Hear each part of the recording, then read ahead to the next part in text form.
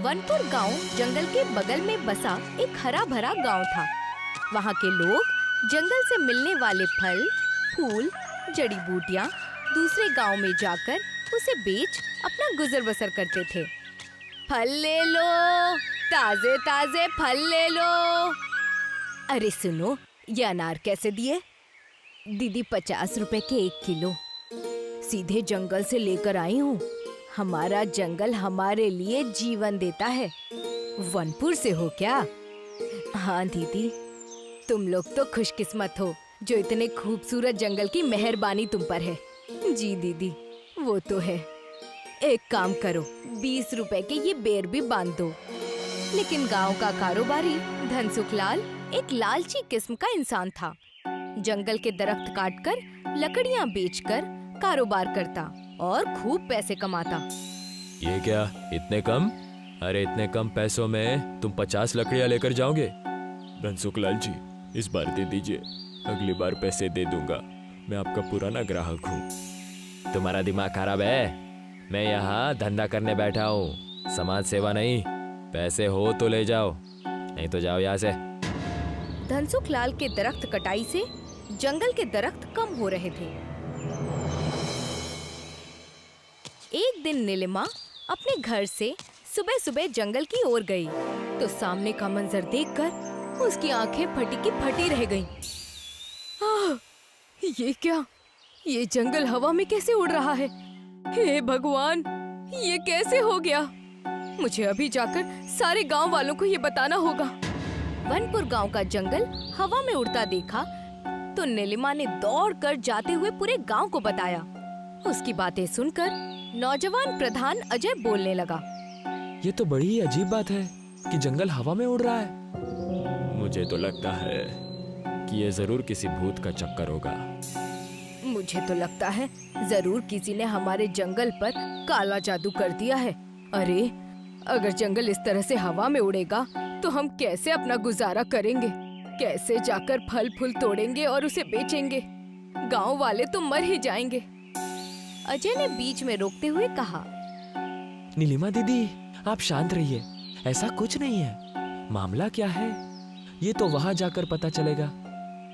ना बाबा, हम तो वहां नहीं जाएंगे, हमें तो डर लगता है। सारे गांव वालों ने उड़ते हुए जंगल में जाने से मना कर दिया, लेकिन अजय एक बहादुर और पढ़ा लिखा इंसान था जो कि भूत प्रेत वाली चीजों पर यकीन नहीं करता था। मैं जाता हूँ, जाकर देखता हूँ कि मामला क्या है। अरे लेकिन जाओगे कैसे? जंगल तो हवा में उड़ रहा है। कुछ ना कुछ तो करना ही पड़ेगा।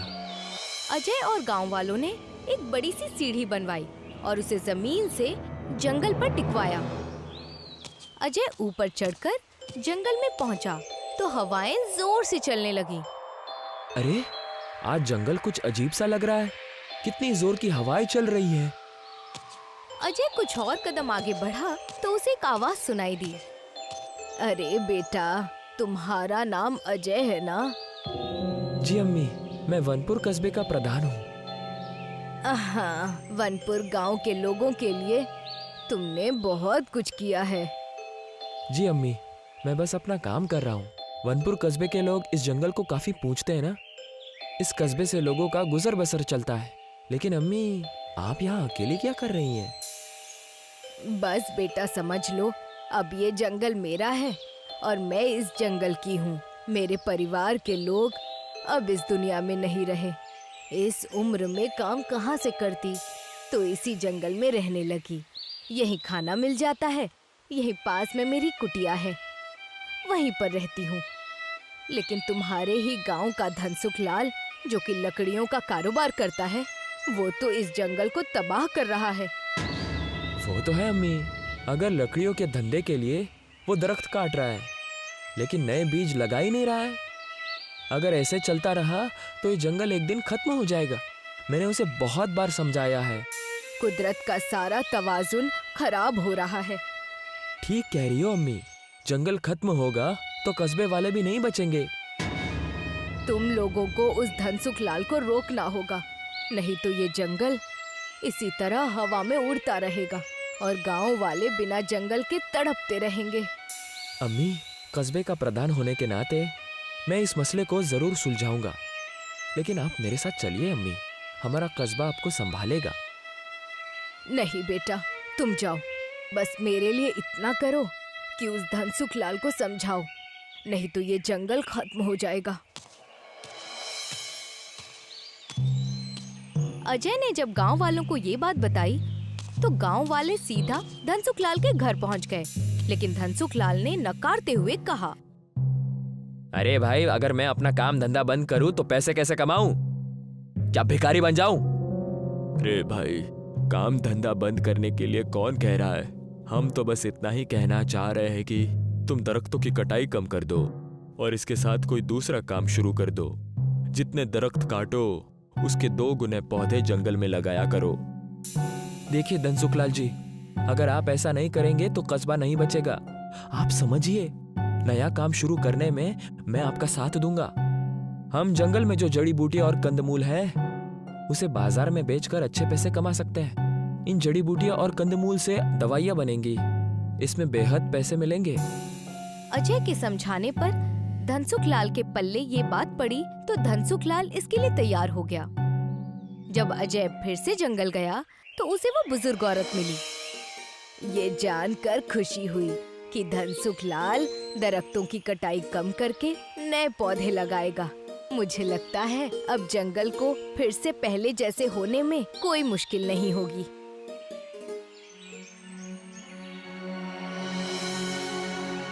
दूसरे दिन जब जंगल पहले जैसे हुआ तो गांव के लोग जंगल में इकट्ठा हुए। अरे धनसुख लाल, जंगल तो मामूली हो गया।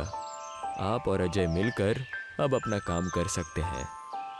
अरे हाँ, ये लोग तो अपना काम करेंगे, लेकिन हमें भी तो फिर से अपना काम करना है। 2 दिन से एक फुटी कौड़ी नहीं कमाई है। अरे नीलिमा दीदी, क्यों परेशान हो रही हो? अब तो सब ठीक हो गया है ना? धनसुख लाल और अजय साथ मिलकर जंगल की दवाइयाँ, जड़ी बूटी और कंदमूल शहर में एक दवाई की दुकान को बेचते थे। पैसे देते हुए अजय ने कहा, धनसुख लाल, मैंने कहा था ना कि आपकी अच्छी आमदनी होगी। हाँ भाई, जरा देखो तो, ये काम इतना बेहतरीन चल पड़ेगा, मैंने तो सोचा भी नहीं था। धनसुख लाल, जंगल की कद्र करो। आप एक काम कीजिए, ये जो लकड़ियों का धंधा है ना, इसे भी बंद कर दीजिए। जितना हम जंगल को बचाएंगे उतना ही जंगल हमें बचाएगा। हाँ हाँ हाँ, सोचूंगा इसके बारे में। धनसुख लाल का खास आदमी भीमा कंदमूल के लिए जमीन खोद रहा था तो उसे एक मटकी मिली जिसमें खजाना था। भीमा मटकी लेकर धनसुख लाल और अजय के पास आया। जब वो दोनों बरगद के दरख्त के नीचे बातें कर रहे थे, मालिक, मालिक, ये देखो क्या है, खजाना मिला है, और वो भी खोदने के दौरान। अरे वाह, इतने सारे सोने और चांदी के सिक्के, मैं तो इसे बेचकर रईस बन जाऊंगा। धनसुख लाल, आप ये कैसी बातें कर रहे हैं? ये खजाना हमें जंगल से मिला है, इस पर किसी का भी हक नहीं है।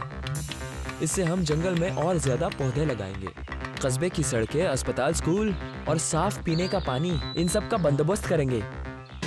मतलब तुम इसे अपने घर ले जाकर इसमें से कुछ खजाना अपने लिए निकाल लोगे, है ना? धनसुख लाल जी, ये खजाना ना मेरे घर जाएगा ना आपके। ये जंगल की अमानत है, इसे यही रहने देते हैं। अजय की बात सुनकर लालची धनसुख लाल तब तो चुप रहा, लेकिन अपने घर आने के बाद भीमा से कहने लगा, भीमा, उस मटके के खजाने का ख्याल अभी भी मेरे जहन में चल रहा है। क्या करूं? करना क्या है मालिक? आज रात ही जाकर उस मटकी को चोरी कर लीजिए। कह देंगे कि चोर ने चोरी की है। किसकी हिम्मत होगी आप पर उंगली उठाने की? उस मटकी को मैं ले लूंगा। आज रात ही वो मटका मैं अपने कब्जे में कर लूंगा। चांदनी रात में जंगल में कुछ हलचल महसूस हुई। धनसुख लाल ने मटकी के पास आकर मटकी में हाथ डाला तो एक सांप ने धनसुख लाल को डस लिया। धनसुख लाल की चीख से पूरे जंगल की शांति भंग हो गई। जंगल फिर से पहले जैसे हवा में उड़ने लगा। ये देखकर अजय जब जंगल में आया तो उसके सामने वो बुजुर्ग औरत थी। धनसुख लाल मरा पड़ा था, उसके मुंह से झाग निकल रहे थे। ये क्या हुआ? धनसुखलाल को क्या हो गया? वो मर चुका है। उसने इस मटकी का खजाना चुराने की कोशिश की तो सांप ने उसे डस लिया। धनसुखलाल अपने लालच से जीत न सका। अपने लालच की वजह से उसकी ये हालत हो गई। लेकिन अम्मी, आपको ये सब कैसे पता? ये कहते ही वो बुजुर्ग औरत अपने असली रूप में आ गई। अजय, मैं वन देवी हूँ। मैं इस जंगल की रखवाली करती हूँ। मैंने ही इस जंगल को उड़ाकर गांव से दूर किया है। धनसुखलाल जैसे लोगों की वजह से आज जंगल खतरे में है। तुमसे जिस दिन मुलाकात हुई तो लगा कि तुम्हारे जैसा अच्छा इंसान जरूर इस जंगल को बचाएगा, लेकिन धनसुखलाल जैसा लालची आदमी इस काम में अड़चन था, इसीलिए उसे मरना ही था। वन देवी की बातें सुनकर अजय को धनसुखलाल की गलती का एहसास हुआ, मगर वो एक नेक दिल इंसान था। हे देवी माँ, माना कि धनसुखलाल एक लालची आदमी है और उसने गलती भी की है, लेकिन देवी माँ, इसमें उसकी बेगम और बच्चों का क्या कसूर है? इसके बिना उनका क्या होगा? आप अपना एहसान करके इसे फिर से जिंदा कर दीजिए। मैं वादा करता हूँ कि ये अब इस जंगल से दूर रहेगा। अगर इसने ऐसा करने से मना कर दिया तो कस्बे वाले की मदद से मैं इसे कस्बे से बाहर निकाल दूंगा। आप इसे जिंदा कर दीजिए। वाह अजय, तुम एक अच्छे प्रधान ही नहीं बल्कि एक अच्छे इंसान भी हो।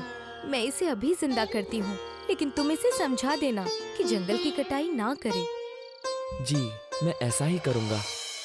वन देवी के हाथ से निकले प्रकाश किरण से धनसुखलाल फिर से जिंदा हो गया। देवी गायब हो गई। जंगल पहले जैसा हो गया। उसे जब अजय ने सारा मसला बताया तो उसकी आंखों में अफसोस के आंसू थे। मुझे माफ कर दो। मैं अपने लालच में अंधा हो गया था।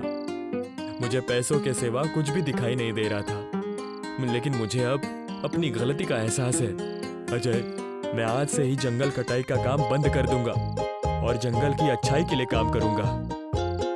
धनसुखलाल, ऐसा ही करना होगा, तभी तो हम आने वाली पुश्तों को एक अच्छी जिंदगी दे पाएंगे। हमें अपनी लालच को छोड़कर इंसानियत के लिए जीना होगा।